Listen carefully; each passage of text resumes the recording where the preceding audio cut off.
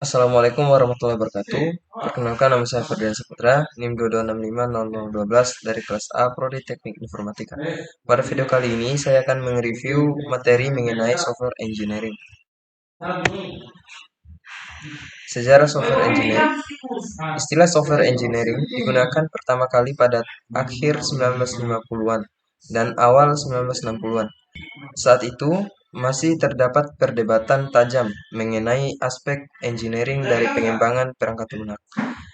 Pada tahun 1968 dan 1969, Komite, Komite Sains NATO mensponsori dua konferensi tentang rekayasa perangkat lunak dan memberikan dampak kuat terhadap pengembangan rekayasa perangkat lunak.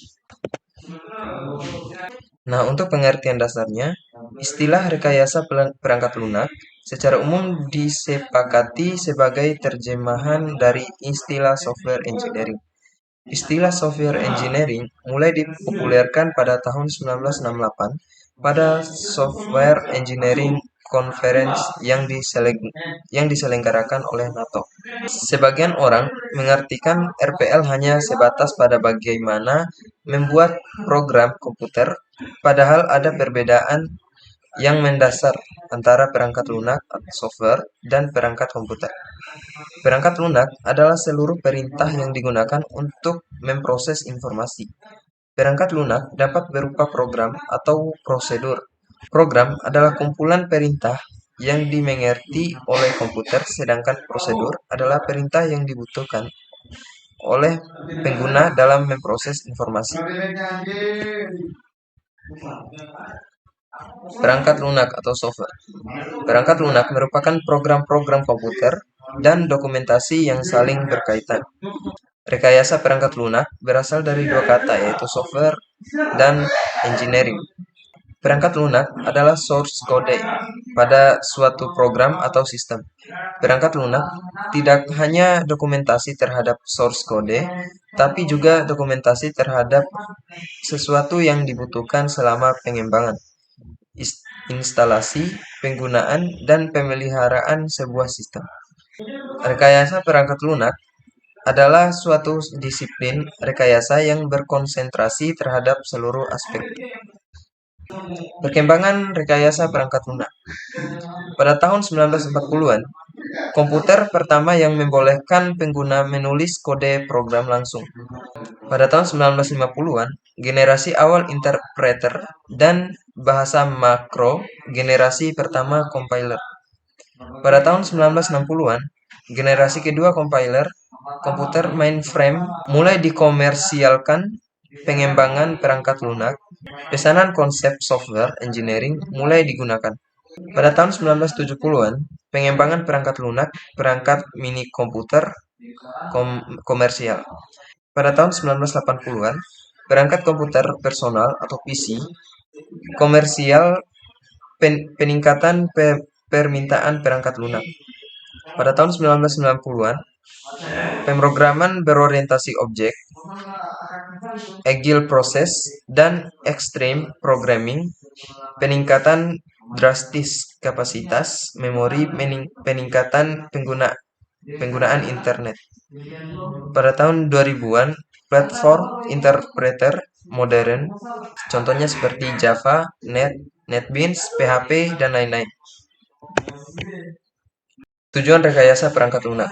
Yang pertama, menghasilkan perangkat lunak yang berkualitas, menghasilkan perangkat lunak yang efisien, dan menghasilkan perangkat lunak tepat waktu. Faktor-faktor yang melatar belakangi munculnya rekayasa perangkat lunak.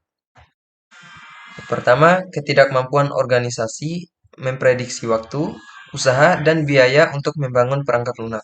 Perubahan nisbah atau rasio biaya perangkat keras, kemajuan pesat perangkat keras, kemajuan dalam teknik-teknik pembuatan perangkat lunak, tuntutan yang lebih tinggi THD jumlah perangkat lunak, dan meningkatnya peran pemeliharaan.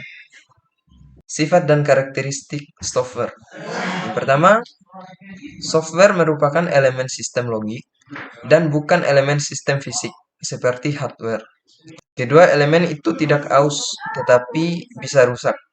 Ketiga, elemen software itu direkayasa atau dikembangkan dan bukan buat di pabrik seperti hardware. Tipe-tipe software. Yang pertama, sistem software.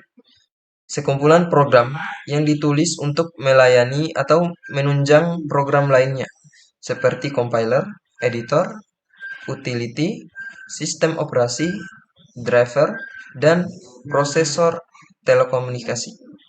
Yang kedua, application software. Program standalone yang digunakan untuk menyelesaikan kebutuhan bisnis tertentu, seperti aplikasi untuk memfasilitasi kegiatan bisnis atau pembuatan keputusan teknik atau manajemen. Contohnya seperti point of sale, transition processing, real-time manufacturing process control. Yang ketiga, engineering and scientific software. Software yang dicirikan dengan algoritma numerik, aplikasinya berkisar dari astronomi sampai vulkanologi, analisis otomotif sampai dinamika orbit ruang angkasa. Software ini banyak digunakan dalam bidang engineering dan sains. Contohnya seperti Computer Aided Design atau CAD. Tipe-tipe software selanjutnya yang keempat ada embedded software. Software yang disimpan dalam memori tetap atau ROM, real on memory, digunakan untuk mengontrol fungsi sebuah produk.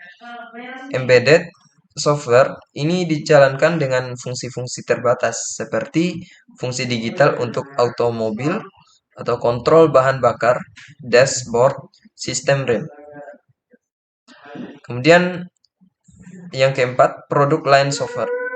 Software yang dirancang untuk menyediakan kemampuan khusus yang dapat digunakan oleh banyak user yang berbeda. Contohnya, inventory control produk, word processing, spreadsheet, multimedia, manajemen database, game, aplikasi keuangan, dan lainnya. Tipe yang kelima yaitu web application. Software yang berpusat pada jaringan. Software ini menyajikan informasi berupa teks atau grafik. Web application ini tidak hanya menyediakan fitur-fitur standalone, fungsi komputasi, dan konteks pada end user, tetapi juga terintegrasi dengan database, perusahaan, dan aplikasi bisnis. Yang keenam, artificial intelligence software. Software yang banyak menggunakan algoritma non-numerik dalam memecahkan masalah kompleks yang tidak dapat dianalisis dengan komputasi biasa. Saat ini, bidang AI yang paling berkembang adalah expert system atau knowledge-based system. Bidang aplikasi lain dari software AI adalah pengenalan citra dan suara atau image and voice pattern recognition, pembuktian teorema neural network and game. Oke, mungkin itu saja video kali ini. Lebih dan kurangnya saya mohon maaf. Wabillahi taufiq wal hidayah. Wassalamualaikum warahmatullahi wabarakatuh.